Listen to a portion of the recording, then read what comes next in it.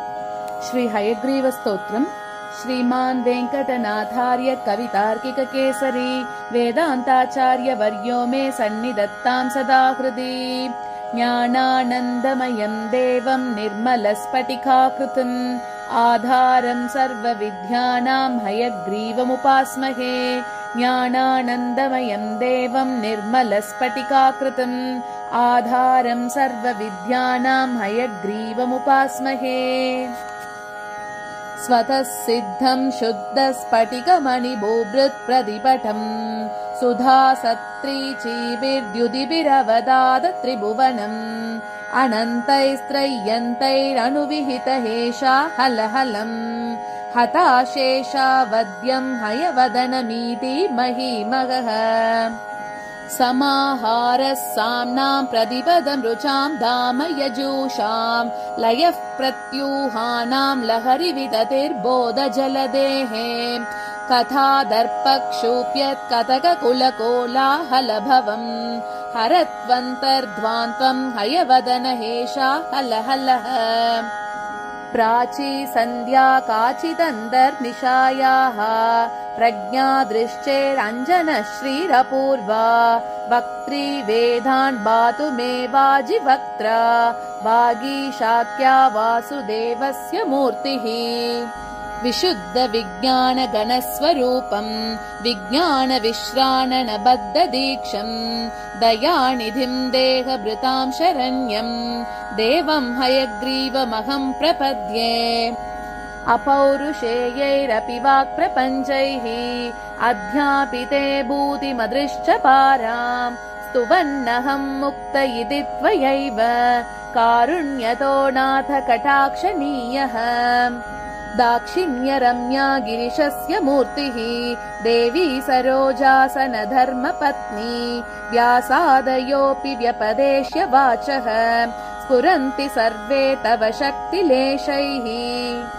मन्दोपविश्यन्नियतं विरिञ्चो वाचां निधे वञ्चितभागधेयः दैत्यापनीतान् दययैव भूयोऽपि अद्यापयिष्यो निगमान्न चेत्त्वम्।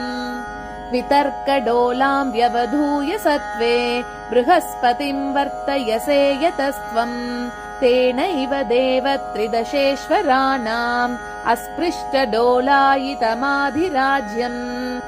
अग्नौ समित्तार्चिषि सप्ततन्तोः आतस्तिवान्मन्त्रमयं शरीरम् अखण्डसारैर्हविषां प्रदानैः आप्यायनं व्योम सदां विधत्से। यन्मूलमीदृक् प्रतिपादितत्वं यामूलमाम्नाय महाद्रुमाणां तत्त्वेन जानन्ति विशुद्धसत्त्वाः तामक्षरामक्षरमातृकां त्वाम्। अव्याकृताद्व्याकृतवानसि त्वं नामानि रूपाणि च यानि पूर्वं संशन्ति तेषां चरमां प्रतिष्ठां वागीश्वरत्वां त्वदुपज्ञवाचः। मुग्धेन्दुनिष्यन्त विलोभनीयां मूर्तिं तवानन्दसुधा प्रसूतिं विपश्चितच्चेतसि भावयन्ते वेलामुदारामिव दुग्धसिन्धोः। मनोगतं पश्यति यः सदा त्वां मनीषिणां मानसराजहंसं स्वयं पुरोभावविवादभाजः किं कुर्वते तस्य गिरो यतार्हम्। अपि क्षणार्धं कलयन्ति ये त्वाम् आप्लावयन्तं विशदैर्मयूकैः वाचां प्रवाहैरनिवारितैस्ते मन्दागिनीं मन्दयितुं क्षमन्ते।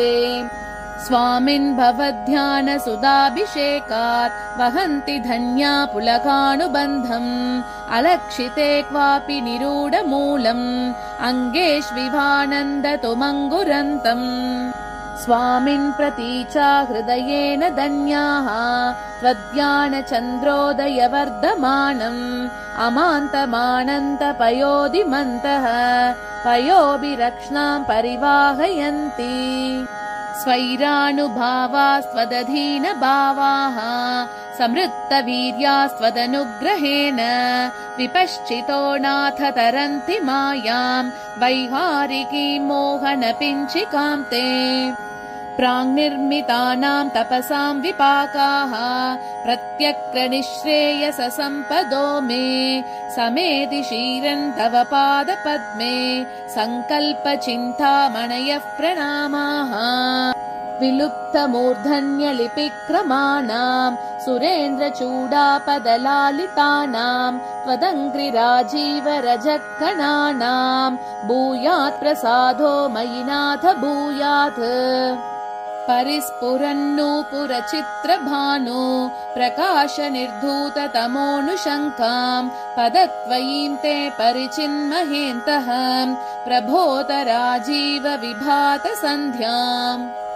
त्वत्किङ्करालङ्करणोचितानां त्वयैव कल्पान्तरपालितानां मञ्जुप्रणादं मणिनूपुरं ते मञ्जूशिखां वेदगिरां प्रतीमः सञ्चिन्तयामि प्रतिबाधशास्त्रान् सन्तुक्षयन्तं समयप्रदीपान् विज्ञानकल्पद्रुमपल्लवाभं व्याख्यानमुद्रा मधुरं करं ते चित्ते करोमि स्फुरिताक्षमालम् सव्येतरं नाथ करं त्वदीयम् ज्ञानामृतोतञ्चनलम्बटानां लीलागठीयन्त्रमिवाश्रितानां प्रबोधसिन्धोररुणैः प्रकाशैः प्रवालसङ्गाथमिवोद्वहन्तम् विभावये देव सपुस्तकं ते वामं करं दक्षिणमाश्रितानाम्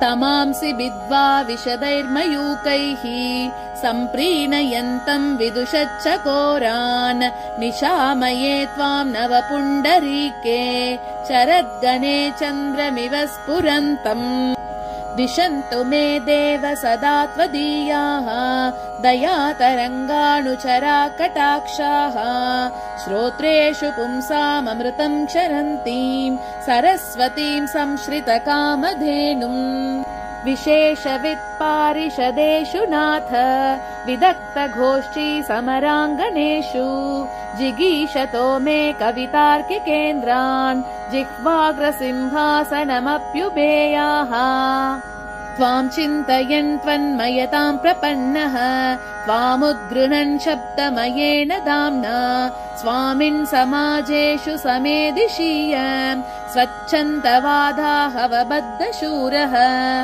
नानाविधानामगतिः कलानां नच्चापि तीर्थेषु कृतावतारः ध्रुवं तवानाथ परिग्रहायाः नवं नवं पात्रमहं दयायाः अकम्पनीयान्यपनीतिभेदैः अलङ्कृशीरन् हृदयं मदीयम् शङ्काकलङ्कापगमोज्ज्वलानि तत्त्वाणि संयञ्चि तव प्रसादात् व्याख्यामुद्रां करसरसिजै पुस्तकं शङ्खचक्रे बिभ्रद्भिन्नस्फटिकरुचिरे पुण्डरीके निषन्नः अम्लानश्रीरमृतविशदैरंशुभिः प्लावयन् माम् आविर्भूयात् अनघमहिमा मानसे वागधीशः व्याख्यामुद्रां करसरसिजै पुस्तकं शङ्खचक्रे